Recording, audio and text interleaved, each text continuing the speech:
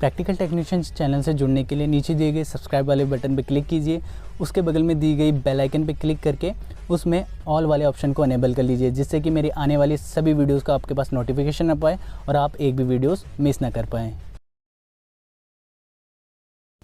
Chillers जिनके अंदर कई सारे मैकेनिकल पार्ट्स होते हैं और ये मैकेनिकल पार्ट्स हर एक सेकंड, हर एक मिनट में काफ़ी स्पीड से मूवमेंट करते रहते हैं और इसी स्पीड से मूवमेंट होने के कारण इन पार्ट्स के बीच में फ्रिक्शन क्रिएट होता है। फ्रिक्शन जिसको हम घर्षण बल के नाम से भी जानते हैं। घर्षण बल के क्रिएट होने से या उत्पन्न होने से इन पार्ट्स को ज़्यादा एनर्जी की ज़रूरत होती है मूव करने के लिए। और साथ ही साथ जैसे आपने चिलर के अंदर कंप्रेशर देखा होगा, कंप्रेशर के अंदर ऐसे पार्ट्स पाए जाते हैं जिनको हम पिस्टन, क्रैंकशाफ्ट के नाम से जानते हैं। क्रैंकशाफ्ट और जो पिस्टन होते हैं वो हर एक सेकंड में मूव कर रही होती है, जिसके वजह से जो रेफ्रिजरेंट है वो एक साइड से दूसरी साइड पहुंच पाता है और काफ़ी स्पीड से जो रेफ्रिजरेंट साइकिल होती है वो कंप्लीट हो पाती है।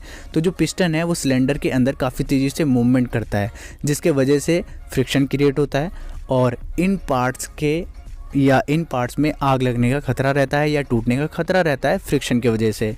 तो इसी प्रॉब्लम को सॉल्व करने के लिए हमें एक ऐसे पदार्थ की ज़रूरत थी जो इस फ्रिक्शन को कम कर पाए और एक कूलेंट का काम कर पाए। कूलेंट यानी कि शीतलक, जो कि इन पार्ट्स के बीच में पहुंचकर उन पार्ट के बीच में टेम्परेचर को कम कर पाए, जिसके वजह से इन पार्ट्स के बीच में आग लगने का खतरा कम हो जाए और ये सहज तरीके से मूव कर पाए। तो चिलर में इस प्रॉब्लम को सॉल्व करने के लिए ऑयल का यूज़ किया जाता है। सिंथेटिक ऑयल या मिनरल ऑयल, इन दोनों का यूज़ करके चिलर के अंदर जो कंप्रेसर होता है उनके अंदर जितने भी मूवेबल पार्ट होते हैं या मूवमेंट करने वाले पार्ट्स होते हैं उसके अंदर फ्रिक्शन को कम किया जाता है और ऑयल जो है एक कूलेंट या शीतलक का काम भी कर सकता है।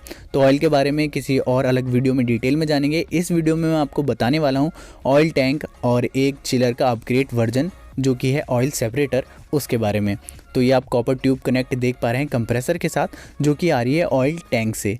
ऑयल टैंक के अंदर सिंपल आपको पता ही है ऑयल रहता है और ये ऑयल हमें पहुंचाना होता है कहाँ पर, क्रैंक केस में, जहाँ पर हमारा आपका ये कह लीजिए जो रेसिप्रोकेटिंग कंप्रेसर होता है उसमें आपका क्रैंकशाफ्ट होता है, जिसके वजह से पिस्टन मूव कर पाते हैं और उन्हीं पिस्टन के बीच में हमको ऑयल को पहुँचाना होता है। तो ये जो पाइपलाइन गई थी ऊपर अभी, उसी के बीच में एक फ़िल्टर लगा हुआ है जो कि ऑयल को क्या कर पाए, छान पाए या उसको साफ़ कर पाए।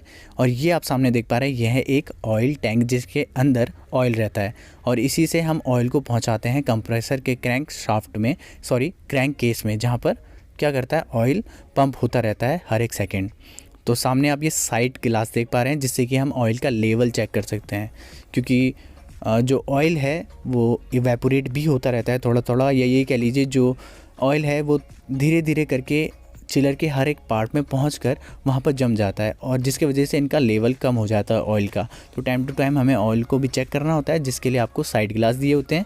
और साथ में आप ये देख पा रहे होंगे यहाँ पर हीटर्स लगे थे, हीटर्स जो कि ऑयल को 24 आवर्स गर्म करके रखते हैं। जैसे कि आपने देखा होगा कभी भी चिलर की जो मेन सप्लाई है उसको कट आउट नहीं किया जाता है, क्योंकि जो मेन सप्लाई है उससे कनेक्ट रहता है हमारे हीटर्स, जो कि 24 घंटे ऑयल को गर्म करके रखते हैं। अब ये क्यों होता है ये आने वाली किसी वीडियो में आपको डिटेल में बताऊंगा।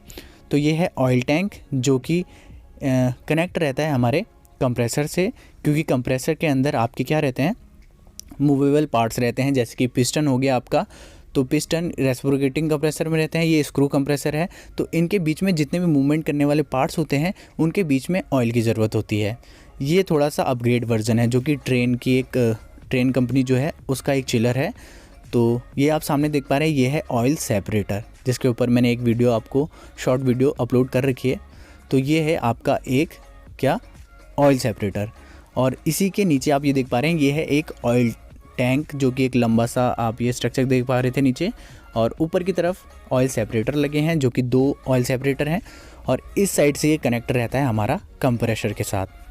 तो जैसे ही जो रेफ्रिजरेंट है वो कंप्रेसर से निकलता है या डिस्चार्ज लाइन से निकलता है और पहुंचता है कहाँ पर, हमारे सेपरेटर पे, ऑयल सेपरेटर में। जैसे कि आपको नाम से ही पता चल रहा होगा ऑयल सेपरेटर यानी कि रेफ्रिजरेंट में से ऑयल को अलग करने वाला। तो ये ऑयल सेपरेटर है, एक साइड से कनेक्ट था आपका कंप्रेसर से आने वाले रेफ्रिजरेंट और ऑयल दोनों मिक्स होके आते हैं कंप्रेसर से और वो पहुंचते हैं इस ऑयल सेपरेटर में।